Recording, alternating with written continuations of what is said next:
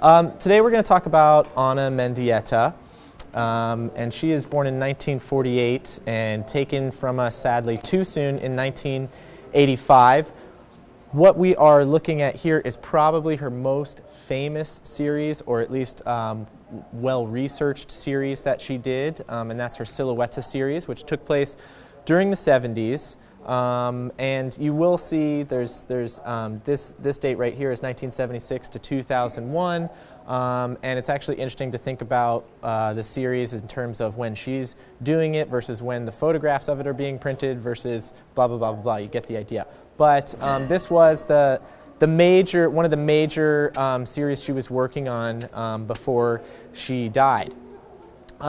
What I, and many of you have been on ArtStop with me before, what I really love to do is sort of take one step back before we dig down further into the work here and just sort of set the context so we understand really where we are, when we are, what the scene is, and sort of how this art fits into all of it.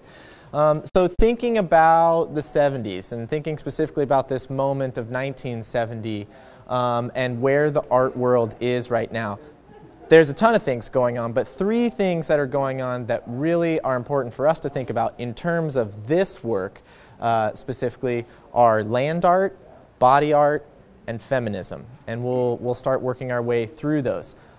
Thinking about feminism at this time, one of the very first feminist classes at a university, at Fresno State University, is started by Judy Chicago in 1970. 1970 is also very famous art historian Linda Nochlin. She comes out with her essay, Why Have There Been No Great Women Artists?, which of course is this fantastic critique of all of the different systemic structures that have prevented women artists from being as well known as men. So feminism really hits the art world hard in 1970. And there's a lot of controversy when women start using their own body and sort of come into this field of body art in terms of when can a woman, because we are living in this male-dominated world in 1970, how can a woman use her own body, especially in something like a photographic piece, and turn herself from a subject, from an object into a subject? And you know, the feminist art historians start weighing in on when people are successful with that and when they're not. In this specific piece, you don't have you have the imprint left by the body. You don't have the body itself. But there are plenty of women, and I will pass around one of the more famous pieces from this time. I'll pass around Hannah Wilke's scarification piece where she had visitors chew pieces of bubble gum and then she stuck them all over her body and then displayed the pieces of gum with it. So she's using her body, and some people say some art historians will say Hannah Wilke is she's one of the beauties. Some of these women artists that were in the happenings now move into body art in the 1970s, and all these issues are coming up that really were not there for men. So even in this gallery, just around the corner here, you have that piece with Bruce Nauman pulling his mouth apart, and I'll pass out some other examples of body art at this time. We're talking about body art in right around 1970. I mean, it was this very macho thing. You think about people like Dennis Oppenheim, speaking of his bell going off over there, like Oppenheim, who starts this sunbathing series where he will go to a beach and he'll put some object on him like a book, and he'll just lie in the sun for 5 hours until this severe sunburn starts to set in, and he starts masking off certain parts of his body. Bruce Nauman, like I said, that's pulling apart his mouth there. This is a piece called Thighying, and it's just a video of him grabbing his thigh, and he is aggressively rubbing it. I mean, like, you feel like he's gonna like pull apart some cartilage or something. I mean, it's just like really digging in to his own skin. And of course, the most infamous piece, I'll pass around these two images, of Vito Acconci and his seedbed, where Vito Acconci digs a hole in the floor, covers himself up with the floorboards, and starts pleasuring himself when people walk into the room, which they can hear because he has a microphone right next to him. So these are all, whether they're physically dealing with their own bodies or they're using their bodies to sort of address the larger space of the gallery, it's really about like this male, machismo, very masculine sort of art form. And so when women come into that environment, it's not as easy to say it's the exact same thing, and there's a different set of issues that goes with it. And I think that's just something important for us to consider when we're looking at this work. A couple more things just about sort of this feminist lens. Obviously you have people at the same time like the artist Marina Abramovic. I mean, women are doing things to their own bodies, but one of the quotes here by by Lucy Lippard, is that one possible way of looking at these is thinking of them not so much as being masochistic as they are pieces concerned with exorcism, with dispelling taboos, with exposing and thereby diffusing the painful aspects of woman's history. So you have two pieces that maybe can be actually somewhat similar in their strategy in a body art piece, but when it's made by a man and it's made by a woman and they're using their own body, what we're seeing right here in 1970 is this explosion of postmodernism. And you can't just look at the work. Now you need to look at the set of relations that goes into making that work, at who's making that work.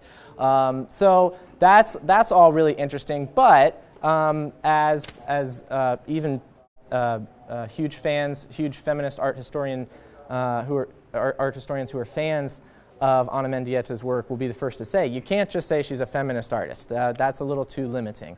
There is also this incredible, obviously, interest in the land, in earth art. If you can think at this time, you have 1970, you have Spiral Jetty is just being completed that year.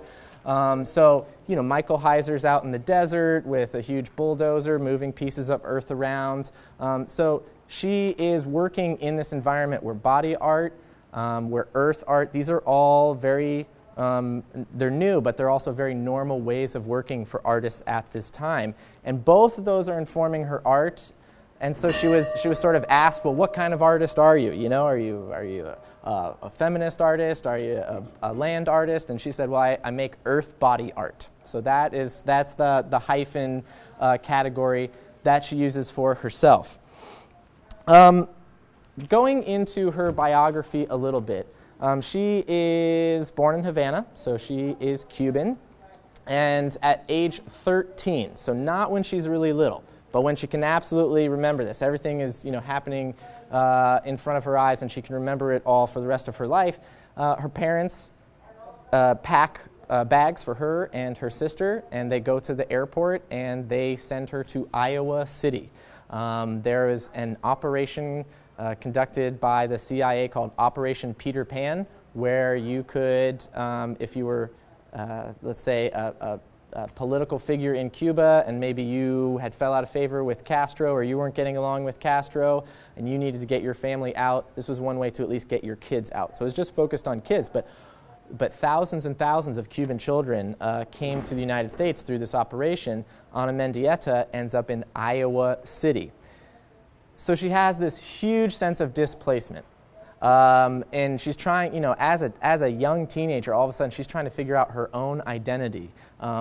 I think many of us Californians might have culture shock when we go to Iowa, let alone if you came from Cuba. So this is something that stays with her, and she stays in Iowa. She gets her master's degree in art in Iowa, but she starts traveling as much as possible.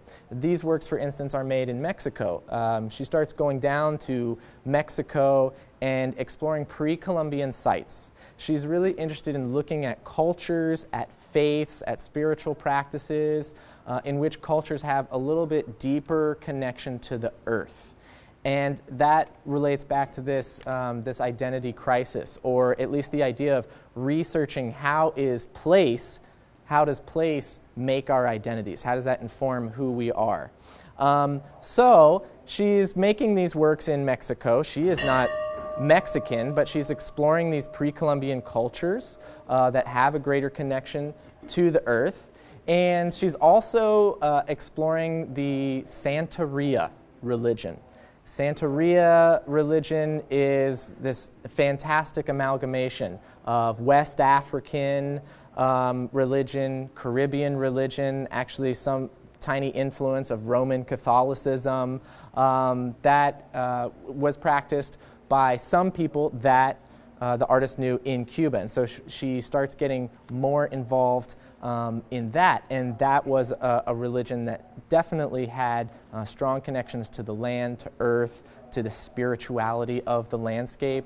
And in 1981, just after she's sort of started to wrap up this series, she makes her way back to Cuba, and she starts a series where she's doing these same sort of imprints, but she's carving them out in the rock. And her idea was that, you know, people hundreds of years from now would sort of go down to the beaches in Cuba and be climbing around the rocks and find these amazing imprints. And not that she was meaning for them to, you know, fool anyone like these are prehistoric or anything like that, but just as this amazing continuation of sort of the research by artists into the landscape.